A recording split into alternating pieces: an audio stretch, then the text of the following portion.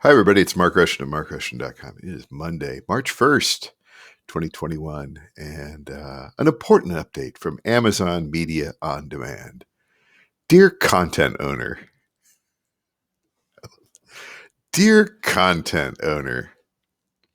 we are writing to inform you that we have made the decision to close Media on Demand, MOD, based on customer and content owner feedback, specifically their preference for digital streaming services versus physical discs. We wanted to provide you with as much notice as possible to help you prepare for this change. While we will stop accepting new titles on March 31st, 2021, you will still be able to sell your existing titles through June 4th. You know what? I better get that. I better get that CD released so it has 2 months to sell.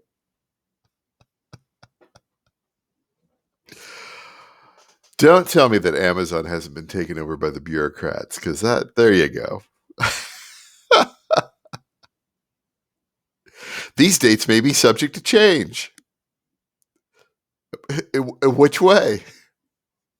So make sure to check the closer schedule for more blah, blah, blah, blah, blah, blah, blah, blah, blah. I'm a talking cheeseburger. Please also check your account information to check royalty earnings. For the closer schedule, here, clickety click, click, click, click, click. 404. You can also contact us for further assistance. Yeah, I bet. We thank you for your content contributions. Oh my God. We thank you for your content contributions. Regards, Amazon Music on Demand.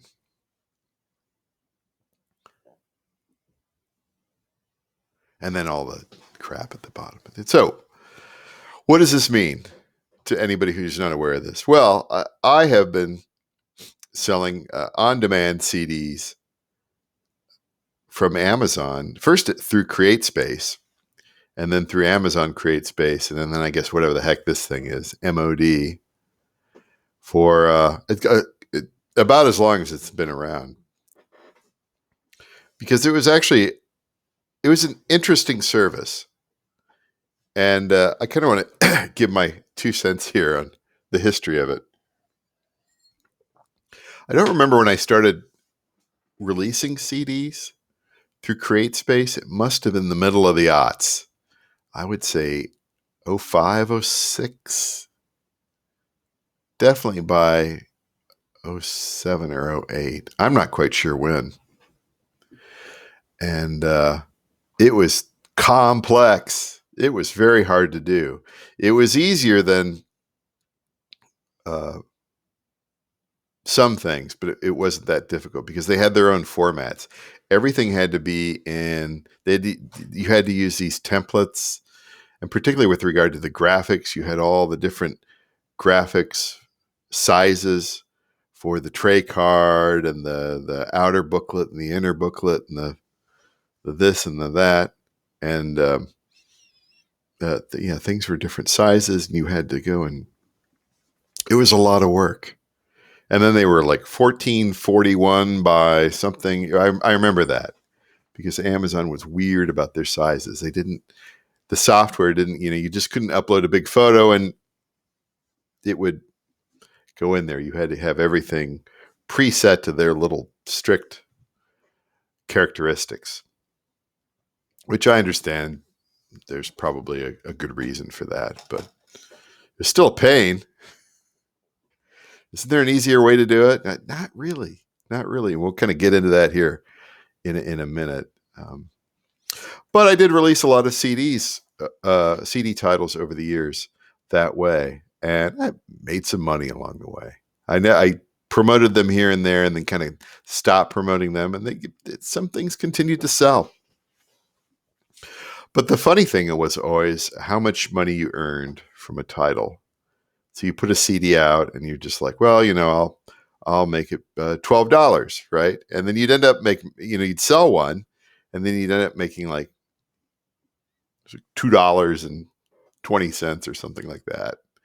And then if you made it $15, you earned like maybe $3. It was something like that. And the whole time you're just like, what? No wonder that Bezos is a billionaire, right? The money he earned off me. However, you do have to think that, well, they do have the whole infrastructure and the system and everything and the manufacturing. And, it's not like music journalists when you read about, back in the day when we had CDs, the artist could sell them for $15 and they'd make a lot of money. That's not how it went, regardless of what you read in certain newspapers. That's not how it worked.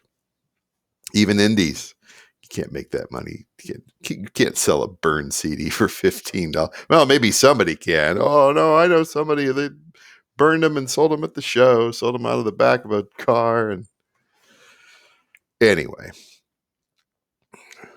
so yeah, if you had your CDs for sale on Amazon CreateSpace, Amazon CreateSpace, Amazon Media Demand, yeah, if you had them on sale for about $15 or so, yeah, you might make around $3 or so, 3 and change maybe.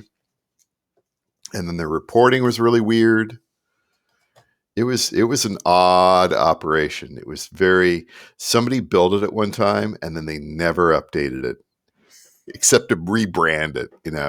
First it was CreateSpace, and then it was Amazon CreateSpace, and there was Amazon Media Demand, and all they really cared about was the Kindle stuff. That's where the money was. So yeah, making CDs and shipping them out. It was probably kind of an expensive operation to a certain extent. And so, and I quit releasing CDs a few years ago. I kept experimenting with it, and of course, hardly anybody buys CDs anymore. Oh no! I took a big strap, big Bandcamp, whatever, cassettes and wax cylinders and Tefifons and 8 tracks. That's fine. That's great, but I'm not going to get in your way if you want to do that sort of stuff. But I'm kind of glad to see this go, because I certainly was not going to add to it anymore. So good riddance, Amazon Media on Demand. But what are people going to do now? Oh no, what are we going to do? Oh no, what about all my titles? I can't. All my fans want CDs. Well, there's a lot of places out there where you can. Who is contacting me? There's a lot of places out there where you can go to do the CD on demand thing, and I don't know them all, but I tried Trapstar. And it was as wordy as this got here, and it was I found it difficult to use. I got to the point where I was gonna release a title via Trapstar, and it was mind-bogglingly difficult, and I did not want to invest any more time in it. So that's Trapstar. And then there's something out there called Art Glider, and you pay like a certain amount for each title, and then whatever.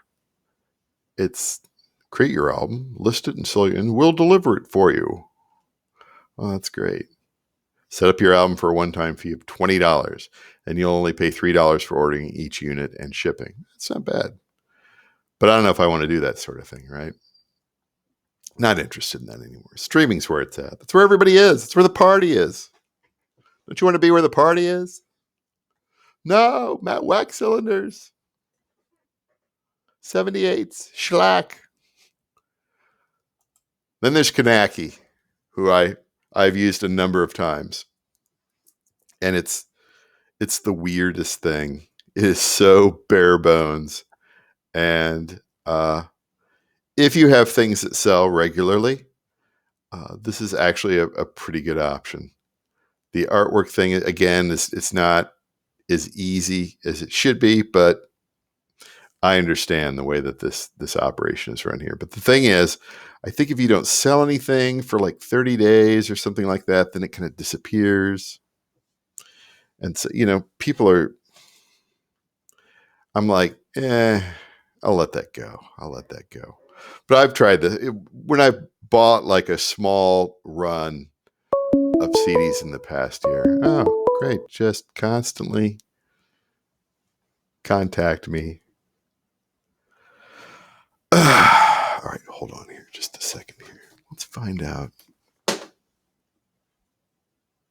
Oh, that's never mind. That's something else here. Anyway, so that's where we are with Amazon Media on Demand. It's going away, and as far as I'm concerned, that's fine. That's fine. I haven't been selling much for a while. I sell something occasionally, but it's wine money, bupkas, And but there are other ways. I mean, if you want to continue to release CDs and everything like that, I guess there are ways to do it. But I'm not going to be your research person on this. I don't really care. I'm all in on streaming. I'm still positive on downloads.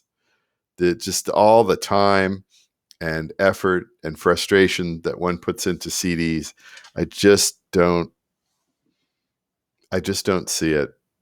You can do what you want, but I think I'm moving on. I'm moving on. I'm in the digital age, right? Right. Okay. So anyway, that's it for today, Monday, March 1st, 2021, and a bit of a ramshackle ramble here, but we'll talk to you later.